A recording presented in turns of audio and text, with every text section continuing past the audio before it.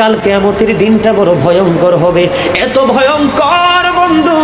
আমার নবী বলেছেন উলঙ্গ অবস্থায় মানুষগুলো হাসুরের ময়দানে একত্রিত হবে রে। ও বন্ধু, প্রত্যেকের কবর থেকে ওই হাসুরের ময়দানটা কমপক্ষে 50,000 বছরের রাস্তা হবে রে বন্ধু। এই জন্য নবী যখন মেরাজের রজনীতে বোরাক দেখেছিল, আমার নবীকে আল্লাহ দাওয়াত দিয়েছে। বোরাক দেখে আমার নবী এত ক্রন্দন করেছিল, মনে হয়েছিল যেন আমার নবীর চক্ষু মুবারক দুইটা ঝর্ণা হয়ে গেছে। এই যুবক, কাল কিয়ামতের দিন ঘাম এত ঘামবে রে, কেউ মাজা পর্যন্ত, কেউ নাভি পর্যন্ত, কেউ বা আবার পুরো শরীর বন্ধু ঘামের নিচে ডুবে থাকবে, আবার মাথার মগজ টকবক টকবক করে উতরাইতে থাকবে রে।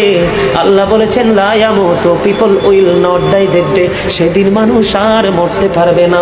আল্লাহ বলেছেন ফিহা ওয়ালা ইয়াহইয়া, people will not be able to live that day, মানুষ সেদিন বাঁচতেও পারবে না। আবার আল্লাহ বলেছেন অমাহুম আনহা বিগাইবিন, people will not be able to save that day, সেদিন মানুষ সেখান থেকে পালিয়ে যেতেও পারবো না রে।